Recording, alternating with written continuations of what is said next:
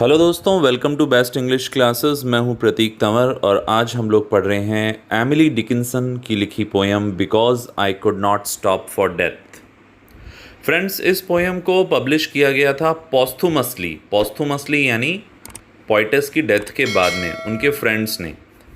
और इसमें टोटल 6 क्वाट्रेन्स हैं, मतलब टोटल 6 स्टैंजा हैं और हर स्टैंजा में 4 लाइनें हैं। ठीक है। और यहाँ पे ये पोयम पर्सोनिफाई करती है। पर्सोनिफिकेशन समझते हैं ना आप लोग, कि किसी इनएनिमेट ऑब्जेक्ट को एक एनिमेट ऑब्जेक्ट के रूप में बताती है, यानी कि निर्जीव को एक इंसान का रूप देती है। यहाँ पे वो डेथ को पर्सोनिफाई कर रही है, एक इंसान के रूप में, एक जेंटलमैन के रूप में बता रही है, जो कि एक कैरेज लेके आया है, एक बग्गी लेकर आया है और पोइटेस को उसकी कब्र तक ले जा रहा है, ग्रेव तक ले जा रहा है। साथ ही वो इमॉर्टलिटी, अमरता को भी पर्सोनिफाई करती है। तो यहाँ पर डेथ का आइडिया दिया गया है, क्रिश्चियनिटी के ऊपर बेस्ड है ये। क्रिश्चियनिटी के अंदर बिलीव किया जाता है कि डेथ के बाद भी एक आफ्टर लाइफ होती है और उसी का यहाँ पे जिक्र हो रहा है। इसमें पहले नॉस्टैल्जिक टोन है, इमेजरी जो है वो नॉस्टैल्जिक है, मतलब बचपन की यादों के ऊपर है, और फिर पूरी सेटिंग चेंज हो जाती है और हम रियल कंसर्न पे आ जाते हैं डेथ के ऊपर। आइए बिना समय गंवाए सीधा शुरू करते हैं इसका line to line explanation. Because I could not stop for death, क्योंकि मैं मौत के लिए नहीं रुक सकती थी। He kindly stopped for me, इसलिए विनम्रतापूर्वक वो मेरे लिए रुक गया। यहाँ पे बात चल रही है कि डेथ जो है एक इंसान है और वो उसने अपनी बग्गी रोकी है मेरे लिए। The carriage held but just ourselves, बग्गी रुकी और उसमें सिर्फ हम थे। हम कौन? मैं और डेथ, पोइटेस और डेथ। एंड इमॉर्टलिटी, और उसमें अमरता भी थी। अब इमॉर्टलिटी यहाँ पे क्यों शामिल किया गया है? क्योंकि आफ्टर लाइफ में अमरता मिल जाती है। Second stanza, we slowly drove, हम धीरे धीरे चले। ड्राइव की सेकंड फॉर्म होती है drove. He knew no haste, उसे कोई जल्दी नहीं थी। And I had put away, और मैंने भी एक तरफ रख दिया था। My labour and my leisure too, मेरी मेहनत और मेरी फुर्सत को भी। फॉर हिज सिविलिटी, उसकी विनम्रता के लिए। वो इतना विनम्र था तो मैंने भी सब कुछ साइड में रख दिया और मैं उसके साथ चल दी। We passed the school where children strove at recess in the ring. तो यहाँ पे नॉस्टैल्जिक टोन है, पुरानी यादें हैं। हम विद्यालय से गुजरे जहाँ बच्चे खेल रहे थे आधी छुट्टी में। We passed the fields of gazing grain, हम गुजरे खेतों से निहारते हुए अनाज के। गेज मतलब निहारना, ग्रेन यानी अनाज, फील्ड यानी खेत। तो हम वहाँ से गुजरे, वहाँ खेत थे जहाँ अनाज मुझे देख रहे थे। We passed the setting sun, हम डूबते हुए सूरज को देखते हुए गुजरे।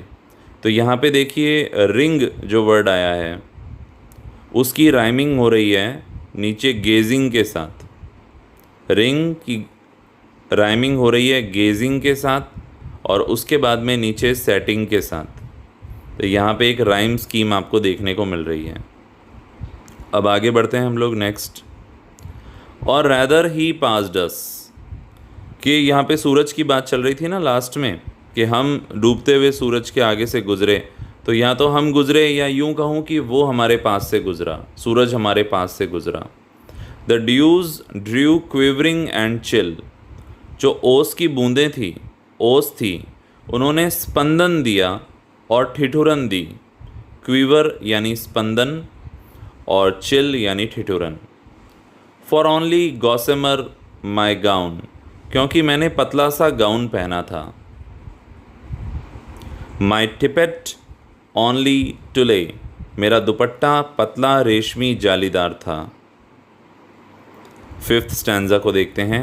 We paused before a house that seemed, हम थोड़ा रुके एक घर के आगे जो लगा। A swelling of the ground, ज़मीन पर सूजन जैसे। सूजन से यहाँ क्या मतलब है? कब्रिस्तान। हम ऐसी जगह आके रुके। The roof was scarcely visible, छत मुश्किल से दिख रही थी। द कॉर्निस इन द ग्राउंड, छत के नीचे जो सजावटी पट्टी होती है वैसी लग रही थी ज़मीन पर। अब आपने अगर घर देखे हो फॉरेनर्स के, तो घर के अंदर जो कमरा होता है, उस कमरे की जो दीवार होती है उस पे ऊपर की तरफ भी एक पट्टी होती है डेकोरेटिव, और नीचे भी एक पट्टी होती है, तो उस पट्टी को हम लोग कॉर्निस बोलते हैं। और लास्ट स्टैंजा क्या कहता है? Since then TISS centuries and yet, तब से सदियां बीती और अब भी सेंचुरीज यानी सदियां, तब से सदियां बीती और अब भी feels shorter than the day, ऐसा लगता है एक दिन भी ना गुजरा, यानी समय का कोई आभास नहीं हुआ है।